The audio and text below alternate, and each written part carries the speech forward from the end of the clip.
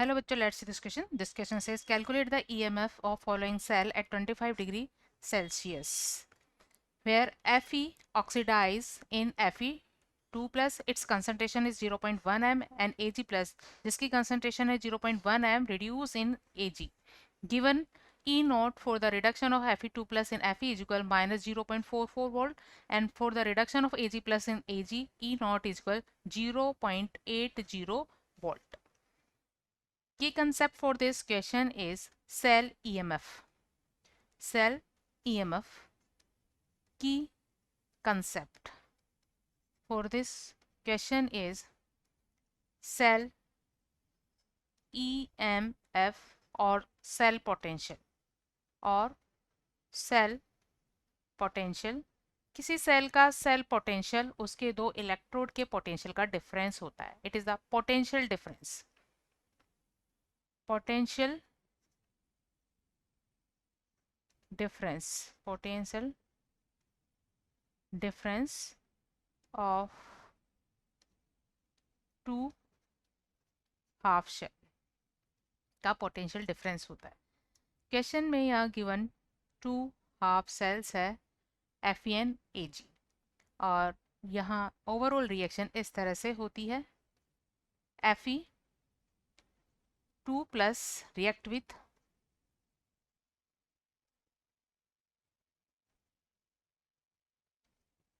Ag plus Fe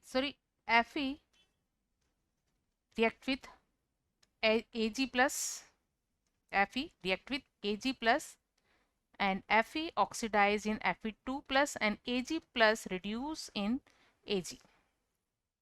सो क्योंकि Fe Fe2 plus में oxidise होता है तो दो इलेक्ट्रॉन लूज करता है. ये दो इलेक्ट्रॉन दो Ag प्लस स्पीसीज एक्सेप्ट करती है और 2 Ag बनते हैं. इनकी इनिशियल कंसंट्रेशन गिवन है. Ag प्लस की है 0.1 m एंड Fe2 प्लस की है 0.1 m. इस सेल का सेल पोटेंशियल या किसी भी सेल का सेल पोटेंशियल या सेल EMF इज इक्वल होता है E naught cell minus RT upon NF ln natural log of Q and Q is reaction quotient. Reaction quotient और रिएक्शन क्वेश्चन होता है product of product concentration upon reactant concentration. R यहाँ gas constant है जिसकी value होती है 8.3 joule पर kelvin पर मोल.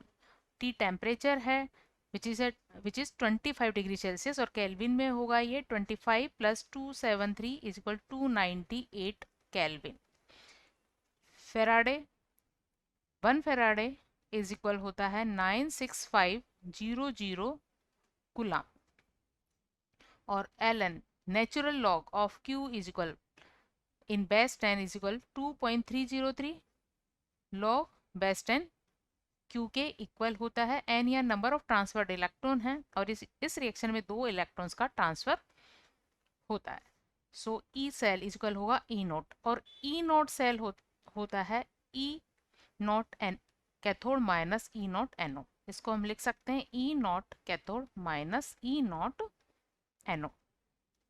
यहाँ पर RT NF और ln Q को log बेस 10 Q में कन्वर्ट करने पर जब सारी वैल्यूज पुट की जाती है तो ये वैल्यू हमें मिलती है 0.06. n की वैल्यू 2 है. log Q होता है reaction quotient product of product concentration upon reactant and products हैं यहाँ Fe2